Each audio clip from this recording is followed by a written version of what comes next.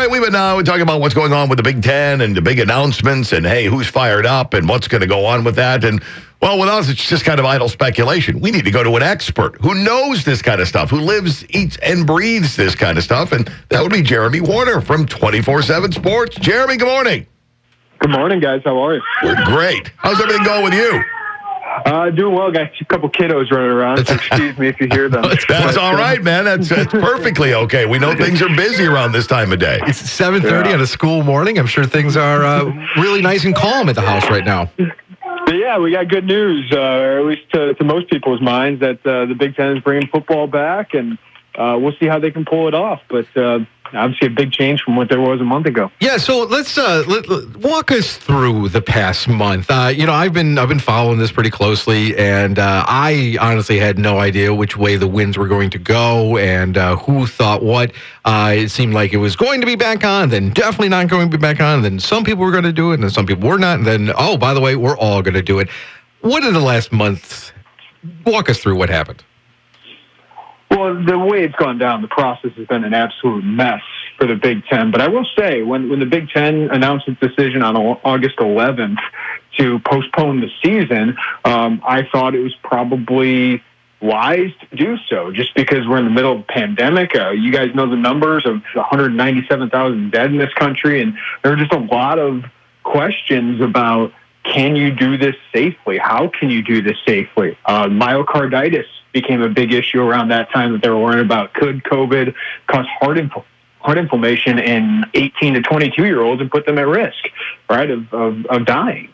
So they wanted more information on that, and just our testing capacity, especially in the Big Ten, but everywhere, was low outside of Illinois. Illinois has kind of led the kind of country in daily testing, saliva testing, that they can understand who has it and get them away from people.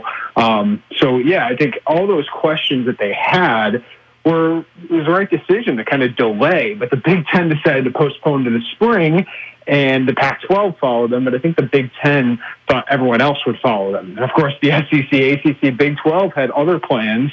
And that put a lot of pressure on the Big Ten. Once those schools decided to continue to move forward, put a lot of pressure on the Big Ten. And with the way Commissioner Warren, university presidents and chancellors, they just didn't communicate this well at all. And I'm saying even internally, the public, the fans, parents, but even their own coaches felt like they were in the dark of why this was the decision, what the path forward is, and why can't we try to get back in the fall at some point. So it really wasn't until recently, because the Big Ten had said it wasn't going to revisit its decision. So it was only going to play maybe January, maybe February they would start a season. And obviously that meant a lot of players that work for the NFL would opt out. We've seen many players opt out already. So the biggest change of what's happened is the science and the information that they have. Now all the Big Ten is going to have access to daily antigen testing, which is even different than the saliva testing Illinois has. I don't want to get too medical here and bore people, but the daily antigen testing basically allows them to test people, understand whether they have COVID before they're even infectious to other people. So that's a game changer, because you've seen so many people, even the first couple weeks of college football, sitting out games just because of contact tracing, just because they might have been in contact with somebody who's infectious. Now they can get that beforehand. The myocarditis issue, they're going to test everybody, screen everybody for heart issues if they have COVID-19. And they just felt a lot better that they could pull the season off based on the new science that they had. So it's been a whirlwind. So really, it's broken down to, because this has been a learning experience for everyone involved as the whole thing has unfolded. The better we've gotten at testing, the more variables we've thrown into testing has eased the way for this to take place. Yeah, basically there's more information, right? The Big Ten bought itself more time. So in the end, I mean, this has been a PR nightmare for the Big Ten. Commissioner Warren is obviously not looked good throughout this. I think his communication skills have severely been lacking in all of this. And while I don't envy the position he was put in, he's looked green on the job with his relationships in the Big Ten and just his ability to communicate with everybody. But in the end, if we're just looking like this is a 7-week delay, then I don't think it's a terrible thing that we ended up with the Big Ten on a 7-week delay. They basically gained more time and were able to pull off this season a little quicker or a little more safer than everybody else. So, yeah, I mean, it's been a PR nightmare. The President of the United States has gotten involved here, and obviously there is political pressure on the Big Ten to start this, but I think in the end, their whole goal was to do this as safely as possible. I think the Big Ten, with a 7-week delay, is going to pull off the season or try to pull off the season safer than anyone else. Yeah, I don't think people, if you had told, I think, a bunch of Big Ten fans at the beginning of this, we're going to get this done, we're going to delay it a little bit, but probably not push it to the spring or the winter. You mentioned communication being probably the biggest negative through this whole thing, the biggest complaint, the lack of communication. You also mentioned Commissioner Warren being green. He's very green. He just got the job in January. What did you know about him beforehand? And is this just him being new and not really knowing who to talk to and being maybe guarded of this new position? Do you see him, surviving this? I mean, he's nowhere to go but up. But will he earn his respect back in the next couple months?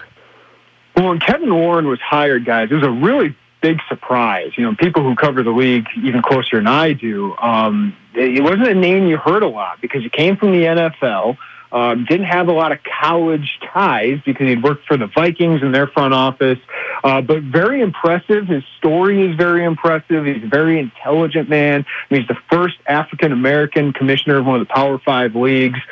But, and to be honest with you, early on, he didn't tell us really how he felt about anything in college athletics. We still really don't know where he stands on some of the big issues in college athletics. But he was one of the first to cancel the postseason tournaments for basketball when the pandemic first got to the U.S., and that proved out being a bold move and the right move at the time, and everyone kind of followed him. I think he thought that was going to happen this time around, and that he didn't really have to explain it. That it was just like, well, there's a pandemic. I don't need to explain this very much or go into a lot of detail or be too transparent because it just makes sense to me. Well, you got to build consensus in your own ranks, and he just doesn't have a lot of experience with the Big Ten presidents and chancellors, doesn't have a lot of relationships with the coaches in the league. While the guy he was replacing, Jim Delaney, is an absolute legend, he didn't have a vote to postpone football, or when they had votes for something, he made sure there was a consensus, so there wasn't going to be any backlash afterwards to where Nebraska would speak out and say, we got to find a way, we're going to go outside the league to play games, or Ohio State's football coach, who's the most popular guy in Ohio, is going to be speaking out against his league and criticizing his league. That just didn't happen under Jim Delaney, at least the last couple decades, because he was the guy who brought everybody together and made sure there was consensus. Warren didn't have those relationships, maybe because he hasn't been able to be on those campuses as much because he's in the middle of the pandemic, but also just because it's his first year, and it doesn't seem like he built those or found a way to build those in the last year. Jeremy, does it seem like all participating bodies, though, are enthused about this, or at least trying to fake enthusiasm about it? I think every football team, every player that's deciding to play, which is almost every one of them, there's some opt-outs. Most of them are draft prospects. Here at Illinois, there's 2 kids who have opted out for health reasons. So those players all have the chance, but I could tell you Illinois is pumped, the players here, the coaches here, very celebratory mood in those football offices yesterday, I was told. And then Josh Whitman, who's a former player, really bright guy. Safety obviously has been at the forefront for him, but I think for everybody, we understand that there's a virus and we take it seriously, and we want to do everything we can to make sure we don't hasten the spread of this, that we mitigate the spread of this, right? But I think Josh Whitman's always said we want to do what we do, which is play football games, give these players an opportunity for the NFL or whatever it is, and give the community something to rally around. And I think they're trying to thread that needle, were the words that Josh Whitman said. So I still think it's going to be messy, guys. You're seeing games get canceled. You're seeing games get postponed. You're seeing a lot of players out. And I don't know where this pandemic will take us. So they have 8 games in 8 weeks, and we'll see if they can pull this all off. And the Big Ten has protocols in place of, if you have this many players who are positive, then you're shut down for a week. And if a player tests positive, he's shut down personally, individually for 3 weeks. So I still think this is going to be a little bit messy, but I can tell you everybody's happy just to have the prospect of football back. And kind of as Joe said, I think the fans, if they would have known, hey, there's a possibility this decision could change in a month or two, that maybe they would have been more receptive to it. But if their original announcement would have been just, it's the spring and we're not going to revisit it until then, I think it would have gone all a little bit better if that would have been the case. You mentioned the community rally, having something to rally around it. ESPN or Sports Illustrated did a nice article featuring Champaign, I think 2 weeks ago, about the absence of college football in college towns. Obviously, the football team is excited to come back. All of them are. You're down there in town on campus. What's the feeling about among non-football related people? Do they want it back? Was everybody ticked off, ready to sue people to get football back? What's the feeling down in Champaign with the normals? Well, Champaign's done an unbelievable job. It's a medical community around here, and obviously the university. I think the bigger concern, at least at this point, was about the university and what the positivity rate and would that spread infection throughout the community?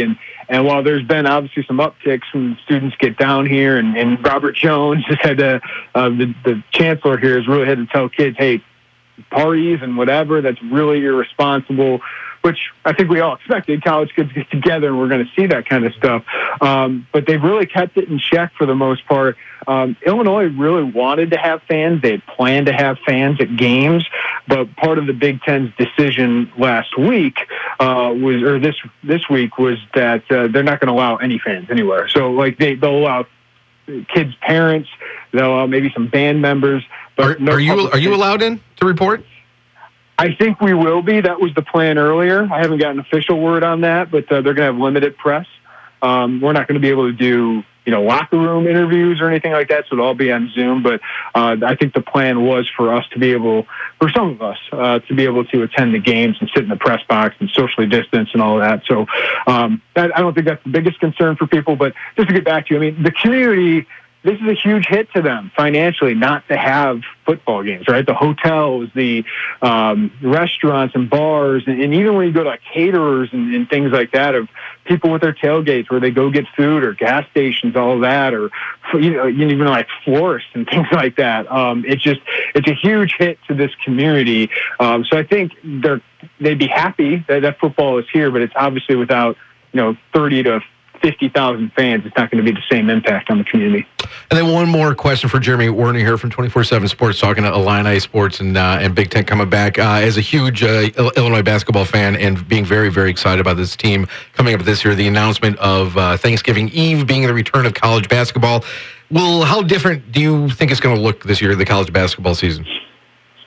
It's going to look very different. I think we're going to see, maybe a couple non-conference games, and then from what I understand, all those non-conference games are probably going to be little bubbles here and there. So you'll have a tournament crop up where you'll have a couple games in here, and you play these three teams, and then you have another one, and then I think you're just going to have mostly Big Ten play. I think they're going to try 20 to 26 Big Ten games, which is going to be a lot of fun for fans if they're able to pull that off. But yeah, I still think they're working, guys, on exactly what that will look like. But you're not going to have, say a Northern Illinois come down to Champaign and play a game just for one game.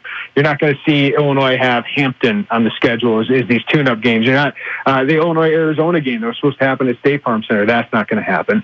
You're going to have, these little kind of quasi-bubbles where these teams go for a couple days, play each other, then come back home. So that's how they're going to try and pull this thing off. But they seem very confident. I mean, you're starting late November.